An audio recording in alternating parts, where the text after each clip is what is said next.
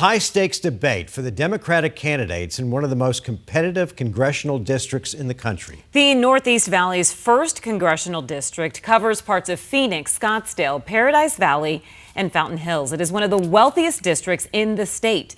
12 News journalist Bram Resnick tells us the debate focused on curbing the Trump tax cuts, expanding health care coverage, and one candidate is staking out front-runner status.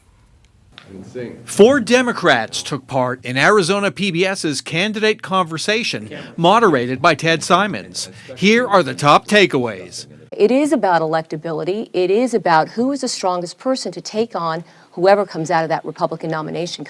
Marlene Galan Woods made the case that she's the only Democrat who can win the open CD1 seat in November. That's despite her third-place finish in the 2024 primary. They didn't spend any money attacking Amish. It was me. And why? Because they knew that I would win. Galan Woods, the widow of former Attorney General Grant Woods, said Republicans attacked her in 2024 and not the eventual primary winner, emergency room doctor Amish Shah. 2024 was a tough year for Democrats. And we had heard again and again from independents and Republicans that I spoke to directly. They were unhappy with the top of the ticket. Republican Donald Trump beat Democrat Kamala Harris by 4 points in CD1. Shah views President Trump as the top issue for Democrats in the fall. The number one thing I have heard again and again is Donald Trump's assault on our democracy and the rule of law. All 4 candidates vowed to push for either scaling back or repealing the Trump tax cuts. This is one of the wealthiest districts in the state.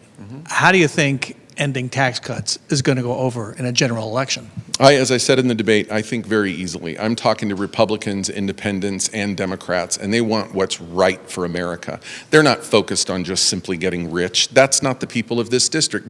Political newcomer Rick McCartney is a small business owner who's lived in the district for 30 years. But there are other sections of this district that we are very much focused on that don't have the kinds of opportunities that I'm fighting for in the House. Jonathan Treble is a business founder, another newcomer to politics, and a recent arrival in Arizona as of late 2022.